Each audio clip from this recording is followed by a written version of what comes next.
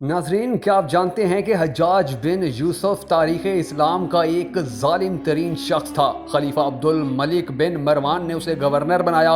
उसने अपने 30 साला दौरे हुकूमत में आलम इस्लाम की उन हस्तियों की दाढ़ियों को खून से रंगीन किया जिनकी तरफ लोग कमर मोड़ना भी गुनाह समझते थे। लेकिन फिर क्या हुआ? ये हज्जाज बिन यूसुफ तकरीबन 1 लाख लोगों को कत्ल करने, खाना काबा की दीवारें गिराने और हुजरे असवद को तोड़ने के बावजूद 52 साल की उम्र में मैदे के सरतान में मुब्तला हुआ, जिसकी वजह से ये खुराक हजम नहीं कर पाता था। जो खाता कह कर देता और मैदे के दर्द की वजह से सारी रात और सारा दिन तड़पता था। ये आखिरी वक्त में सर्दी का भी शिकार हुआ। इसे शदीद सर्दी महसूस होती और ये सर्दी से बचने के लिए अपने इर्द गिर्द आग जलवाता था। आग की हिद्दत की वजह से इसकी जिल्द जल जाती, लेकिन सर्दी की शिद्दत कम ना होती। मैं अक्सर सोचता हूँ कि हज्जाज ने जिस ओहदे और इक़्तिदार के लिए अपना ज़मीर, एहसास और इंसानियत तक कुर्बान कर दी, इसे कम अज़ कम 500 साल जिंदा रहना चाहिए था। लेकिन अफसोस, इसे इन तमाम मज़ालिम के बावजूद चंद घंटों की इजाफी मोहलत भी ना मिल सकी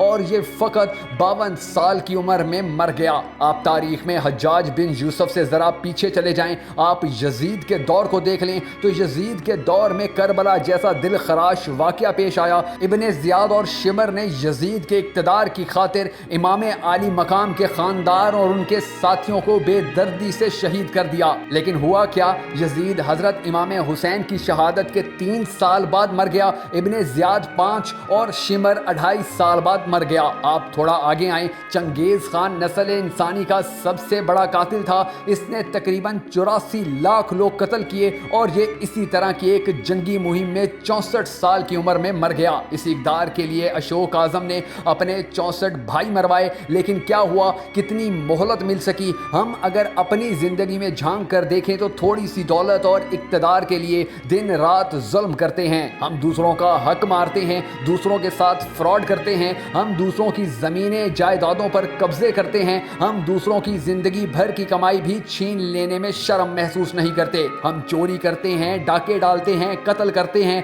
धौंस धमकी से दूसरों से पैसा नाजायज़ तौर पर निकलवाते हैं, सियासी जोड़ तोड़ करते हैं, अपने मुखालफिन पर झूठे पर्चे भी करवाते हैं। हम इस दौलत, ज़िंदगी, अख्तियार, इक़्तिदार के लिए अपना ज़मीर, इंसानियत, एहसास और ईमान तक बेच डालते हैं। हम अखलाकियात की तमाम हदें फलांग लेते हैं। लेकिन इसके बाद होता क्या है? हम ये सब कुछ करने के बाद भी ज़्यादा अरसा ज़िंदा नहीं रह पाते। हम अपने हाथों मरने वाले मकतूल के चंद साल भी खुद दुनिया से रुखसत हो जाते हैं। हम जिस अख्तियार, इक़्तिदार और ओहदे के लिए इंसानियत की तमाम हदें अबूर कर गए, ये इक़्तिदार, ये ओहदा और ये अख्तियार चंद साल बाद सिरकती हुई रेत की मानिद हमारे हाथों से निकल जाता है। हमारी मुद्दत इक़्तिदार पूरी हो जाती है, हमसे हमारा ओहदा छीन लिया जाता है या फिर हम रिटायर्ड कर दिए जाते हैं और चंद बरसों की जिल्लत, ख्वारी, बीमारी के बाद दुनिया से रुखसत हो जाते हैं। ज़मीन पर रह जाती है, मकान, दुकान और फैक्ट्री बिक जाती है, रुपया पैसा बैंक खा जाते हैं,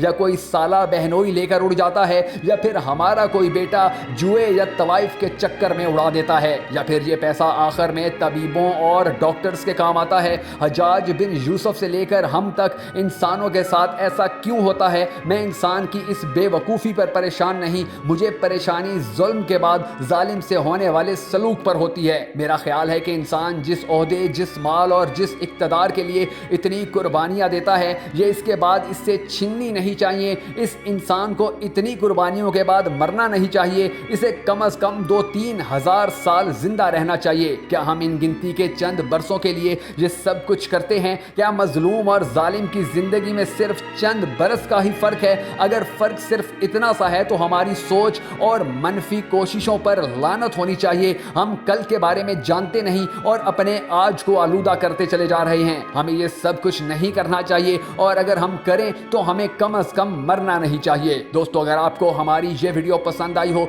तो नीचे मौजूद लाइक के आइकन को ज़रूर प्रेस कीजिएगा और हमारा चैनल सब्सक्राइब करना हरगिज़ मत भूलिएगा।